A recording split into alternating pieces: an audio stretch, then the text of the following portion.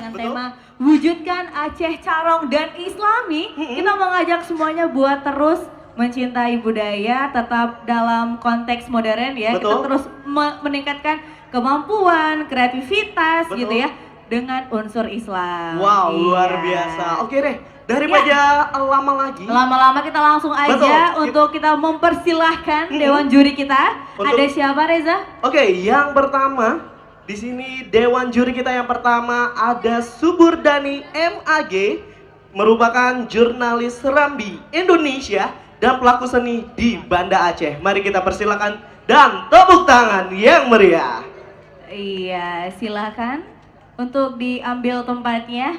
Oke, dan berikutnya adalah Aris Munandar SPDI. Ini nama panggilannya adalah Syekh Mudaris ya. Wow. Ini kelahiran asal dari kota Sigli. Pekerjaannya adalah sebagai dosen di Universitas Ubudiyah Indonesia.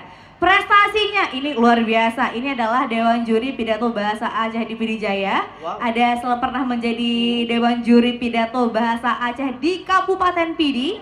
Dan juga juara 1 Hikayat Polmas dan Hampolda Aceh, dan juga juara 1 di Aceh PKA. Aceh PKA. Iya. Oke, dan selanjutnya Ya. ini dewan juri kita yang terakhir ada Muhammad Hendra SH ya.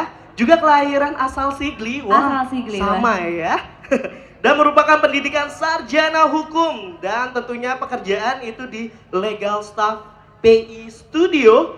Dan prestasinya ini juga sangat membanggakan ya, merupakan dari FLS 2N tingkat nasional sebagai perwakilan Aceh di Provinsi Jawa Barat tahun 2008. Hadirin sekalian, tepuk tangan buat ketiga MC kita yang sangat luar biasa yang Iya. siap memberikan penilaian Betul. kepada seluruh finalis lomba pidato bahasa Aceh kita hari ini. Dan tentunya penilaian akan dilakukan secara fair sehingga keputusan dari dewan juri tidak dapat diganggu gugat. Betul Ya. sekali.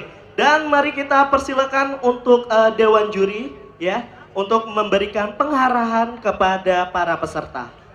Ya, silakan satu orang dewan juri mewakili ketiganya, silakan. Ya. Bismillah, terima kasih. Bismillahirrahmanirrahim.